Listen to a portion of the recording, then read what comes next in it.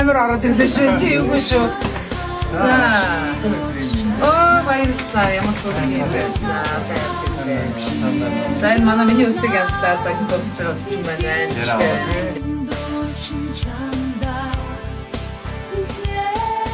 Facebook-ийн найзуудтай энэ өдрийн мэндийг хүргэе. Тэгээд Зэнхэн өнөөдөр их азтай Сараа гихчийг Америк нэгдсэн улсад ирж тоглохын дагшид уулзаж тавлаа. Сайн явж ирвөө Сараа гихч. За, гими хага. За. Сайн явж ирлээ. Сайхан нэгсэл тэгээд цагийн зүрх мөрөөр гарахгүй.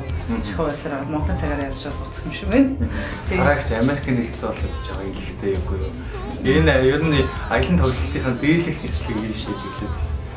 Ер нь бол Америкт бас миний нөгөө хол болгонд миний найз нар их байдаг. Тэгээд тоглолтоор ирэхээс гадна найзтайгаа уулзахаас нэг бас алимын Америк орнч ер нь бас арчлалтай сайхан гэж үздэг шүү дээ. Тийм учраас миний хувьд бол дэлхийн өндөр түвшний бас нэгэн дэвшил технологийн бас үзүүлэлтүүд бүрсэн гайхалтай орн гэж би боддог. Тэгээд хамгийн дэвшилттэй технологи хамгийн дэвшилтэд үйл явдлаа Америк нэгдсэн улсад зөвлөж юу зөв гэж боддог. Очихын зөв гэж боддог. Саяхан санд олцсон шүү. Хатигсан Сан Францискод манай бас фэн клубын үзсэн болж ирсэн. Тэгээд одоо ахиад нэг Чикагод хадгалан болж байна. Өчигдөр Сиэтлд маш гоё болсон. Бараг рекорд болсон гэсэн шүү дээ. Монголчуудынхаа тоон бол 700 гаруй монголчууд байдаг. Тэгээд ерөөс нэлээд их хүн ирлээ. Хамгийн хүн ирсэн гэж ярьж байна. Тэгээд Дэнверт бас аягүй олон хүн ирлээ. Ерөнхийдөө Дэнвер Сиэтлээр ер нь манай урлагийнхаа очтгоо хүн цөөхөнтэй гэдэг ер нь ирдгүү. Тэгээд бид нар бас яг урлагийг бүгдд нь түгээх учиртай гэж үзсэн ямар ч байсан. Очиж тоглолоо тэгээд сэтгэл хангалуун байна. Очууд нэг цөөхөн байдаг. Тэгээд цөөхөн учраас цөөхөн зэрэглэл зориулсан том заалт хүрсэж чадахгүй айгүй харамсалтай байдаг. Гэхдээ явандаа бол ганцхан монголчуудтай биш байсан Америкчууд бас тоглох хэрэгтэй байх гэж бодож байна. Манай Чикагогийнхан ямар вэ? Цаашаа шууд нутгийн Индиа болсон биз дээ. Харин тий супер байна, гоё байна. Хотын үзэгчдийн онцлогтой байдаг шүү дээ. Чикаго өөрийн онцлогтой тэгээд юм эхэндээ аягүй жоон гэрвшээ жоон гэж байж байна. Төсөлхацаа нэлээд өндөртэй тийм стилтэй. Тэгээд ер нь бол энэ бас би боддгийг хийдэг ажлын онцлог мөсөлтөй холбоотой байдаг шүү. Тэ бас ингээд дээрээс нь Чикаго шиг дээр үед бол ер нь бас том үйлдвэрийн хот гэдэг утгаараа ерөнхийдөө жоохон тийм дээр үед бол одоо жоохон мафиозны структур аягүй гэхдээ тийм хот гэж сонсогддог байлаа шүү дээ. Бас маш их тийм урлагийн мэдрэмжтэй байдаг. Тэгээ энэ дундаа бас мэдээч хэрэг яруу найрагч одоо тэргэл байна. Манай одоо ардын төвчийн жуулган бүжигчин Бацсан гэлэгч байна. Тэгэхээр ер нь дандаа урлагийнх бас их зөвлөрсөн газар байна. Одоо гэж чи хүртэл ингээд байж шин. Тэгэхээр бас Чикагод урд нь бас манай гавьччин Бацсан гэж сайн хэлжсэн тийм маш их ах хоёр байна.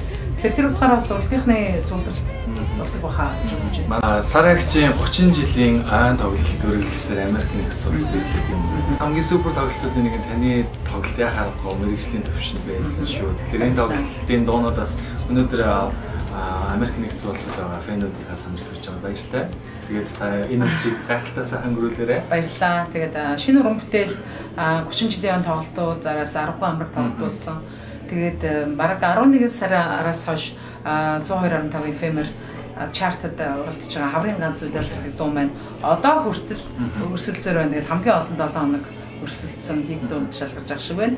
Тэгээд ер нь бол уран бүтээлээ бол уухгүй зогсолтгүй хийж байгаа. Тэгээд цаашаа ч гэсэн шинэ уран бүтээлээр ихээр та бүдгийг гайхшруулах болно гэж бодлоо. Онцгойлон одоо хэлийн чандад ажиллаж амьдарч сурч байгаа монголчуудтай фэнүүдтэй хандаж та юу захимаар байна? Ерөөсөө ир нэгдэлтэй байх.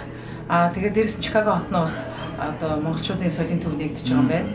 За энд бол манай залуучууд шинэ сэтгэлээсээ энэ одоо төвийг нээх гэж зүтгэж байгаа юм байна. Энэ дээр бол бүгдээрээ гоё ханд өрөх хэрэгтэй, сэтгэл зүрхийн ядаж ханддаг тийм ээ. Дээрээс нь дэмжих хэрэгтэй. Хэрвээ ингээ өөрийн соёлын төвтэй болчих юм бол заавалчгүй энэ тийм заалт хүрээсэл хэрэггүй. Соёлын төвийнхаа одоо зохион байгуулалтанд одоо тоглолтод нэгдсэн журмаар тоглолтоо хийж байвал бүр их гоё шүү дээ тийм. Тэр утгаараа би бас Америкт амьдарч байгаа монголчуудынхаа монгол хүүхдүүдийн одоо монгол сургуулийн одоо Вашингтоны монгол сургуулийн одоо хандвийн тоглолтод ирж нэг жилийн өмнө ирж тоглолт хийж өгчээсэн. Тэр утгаараа бас би fundraising тоглолтод бас их оролцдог. Тэгээд танаа одоо нэгдэж байгаа Чикаго хотын одоо бас соёлын төвд бас байгуулж байгаа залуучууд баяр хүрмээр.